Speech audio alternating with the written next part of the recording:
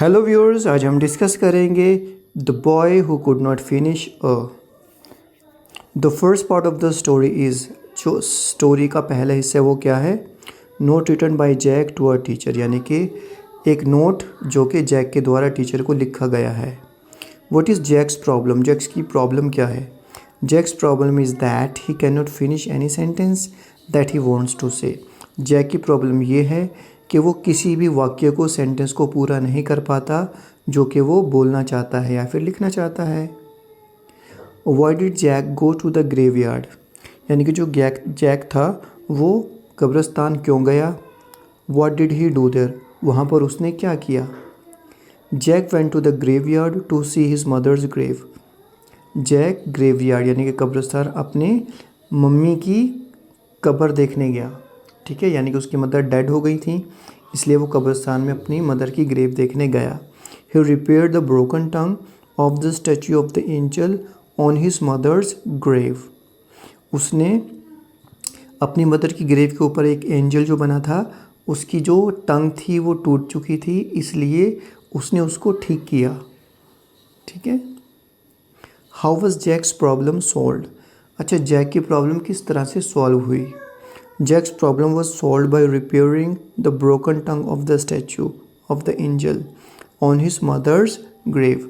यानी कि जब जैक ने अपनी मदर की ग्रेव के ऊपर जो एंजल लगा हुआ था, उसने उसकी टंग को जब रिपेयर किया तो जैक की प्रॉब्लम सॉल्व हो गई। Do you think Jack's problem is unusual? Why? क्या आपको लगता है जैक की जो प्रॉब्लम है वो बहुत अजीब सी है, यूनिक है? ऐसा क्यों? Yes, Jack's problem is unusual. हाँ, जैक की प्रॉब्लम बिल्कुल अलग है। क्यों? He finds it difficult to complete his statements, क्योंकि उसको अपनी स्टेटमेंट कंप्लीट करने में बहुत ज़्यादा दिक्कत आती है। ड्यूरिंग स्पीकिंग एंड राइटिंग, यानी कि जब वो बोलता है तो सब कुछ कंप्लीट नहीं बोल पाता सेंटेंस, और जो वो लिखता है तो सेंटेंस भी वो कंप्लीट नहीं लिख पाता। When speaking in English, have you ever had problem completing your sentences? Why? अच्छा, जब आपने इंग्लिश में बोलने की कोशिश की, क्या आपको इस तरह की प्रॉब्लम आई? यानी कि आपको सेंटेंसेस कंप्लीट करने की प्रॉब्लम आई कभी? वाई? ऐसा क्यों? Yes, I had faced problem in speaking in English.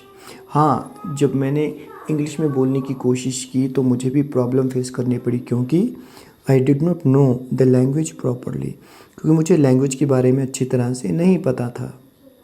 Rose and Ravi are caring teachers. Rose और रवि बहुत अच्छे टीचर्स हैं। केयरिंग मतलब ध्यान रखने वाले टीचर्स हैं। What do caring teachers do? Caring teachers क्या करते हैं? Discuss. Caring teachers teach sincerely in class. जो अच्छे टीचर्स होते हैं, केयरिंग टीचर्स होते हैं, वो क्लास में अच्छे से पढ़ाते हैं। Make sure that every student is able to grasp the lessons. और वो सुनिश्चित करते हैं कि क्लास के हर बच्चे को लेसन समझ में आ जाए। And take care of the students when they require special attention.